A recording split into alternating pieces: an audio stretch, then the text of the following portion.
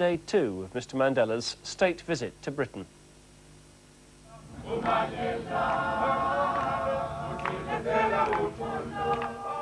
A dawn chorus for his ever early start. The crowds had been gathering since 6 and another enthusiastic welcome awaited President Mandela as he began the second day of his grueling schedule.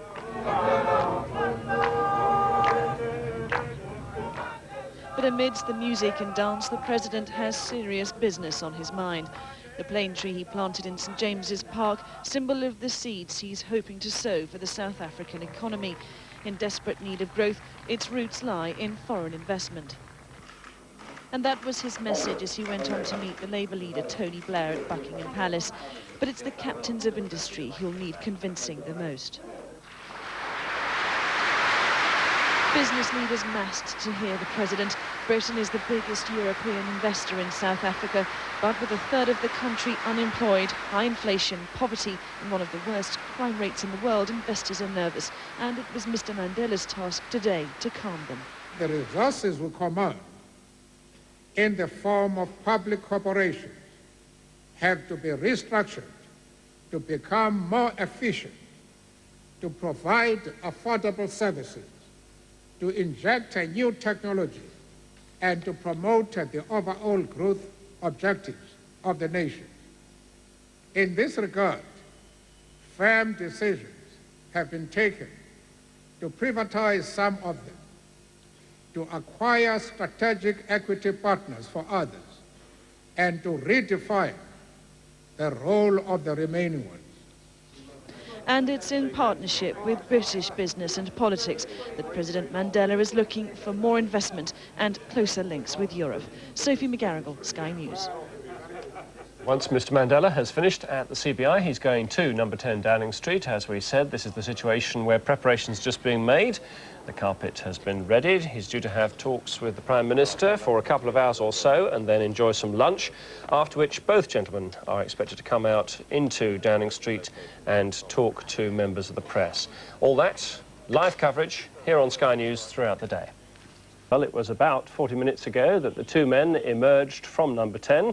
Somewhat later had been previously thought to address the reporters, and it was Mr Major who spoke first. And I think there is huge interest in expanding that investment in South Africa. But it is, of course, a two-way trade. There is an enormous amount of South African exports to the United Kingdom and a very close and intermingled relationship, and everyone in the United Kingdom welcomes that very much. I was delighted to be able to say to the President this morning that we could provide some further technical assistance, a further £60 million worth of technical assistance, largely to assist with training in the remarkable work that is being done in the Republic of South Africa at present. There's one other area where I believe the United Kingdom can be of some help to South Africa, and that is helping to negotiate the best possible relationship with the European Union so that the markets, not just in the United Kingdom, but right across Europe, are open to the largest possible extent to South African exports, and I very much look forward to doing that. We have a close military relationship and a very close relationship in sport.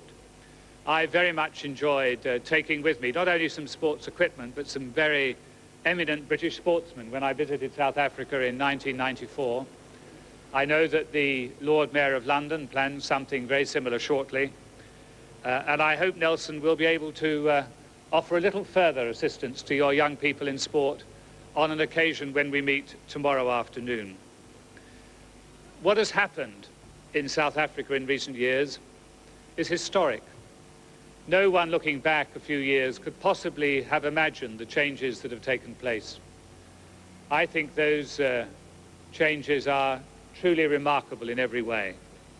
And it is partly because of those, partly because of the symbolism of having you with us today, Nelson, as the particular symbol of those changes in South Africa that makes this such a heartwarming occasion.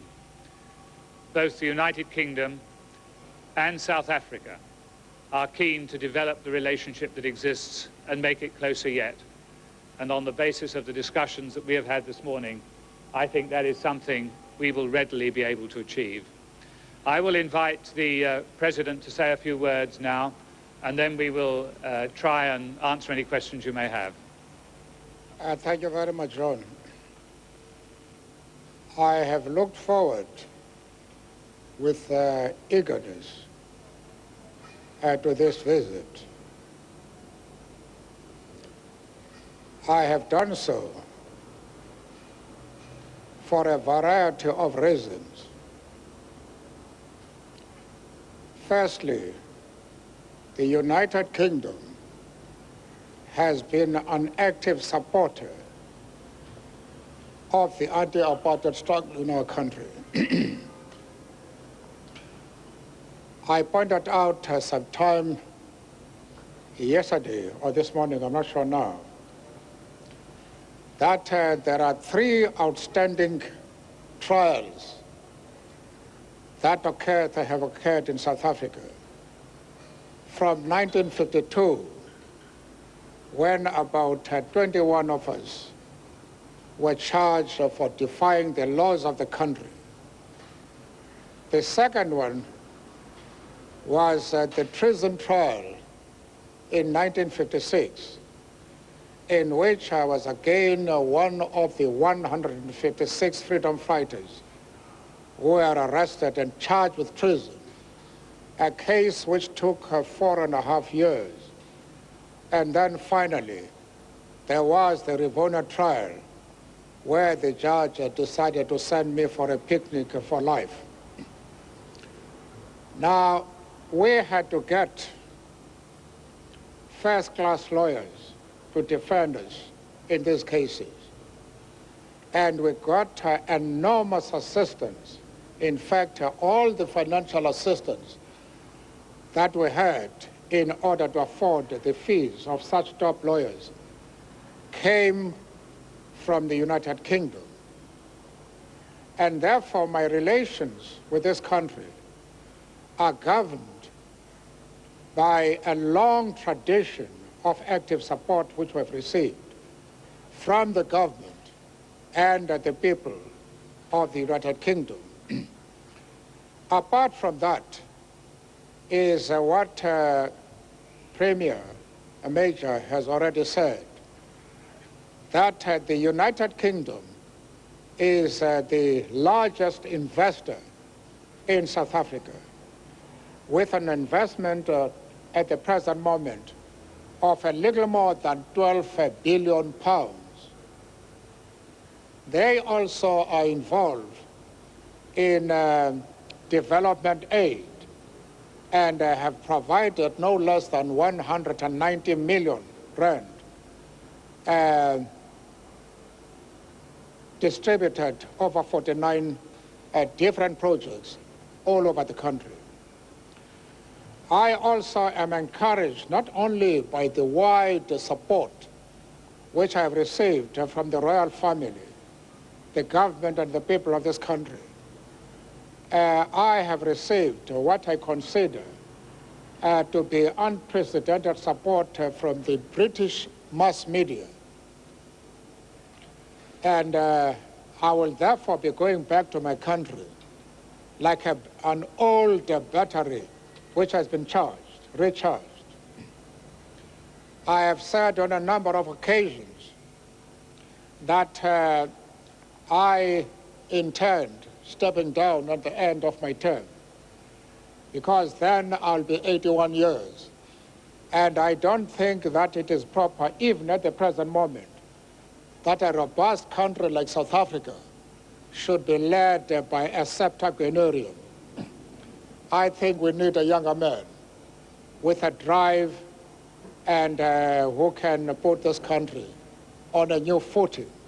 And we have many such young men and women in the leadership of the ANC. There will be life after this president has gone. Not only will there be life, but you will see dramatic changes, much at a faster pace than I am able to do at the present moment. The end of a second day of honours and ceremonious compliments culminated in another state banquet, this time in the heart of the city. The financial centre's tribute to the South African president, the freedom of the City of London.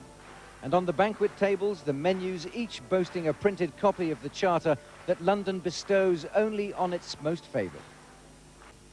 Later, in the gardens of Buckingham Palace, 8 universities lined up to bestow honorary degrees, Oxford first to hand out its award, nudging Cambridge into second place by dint of age.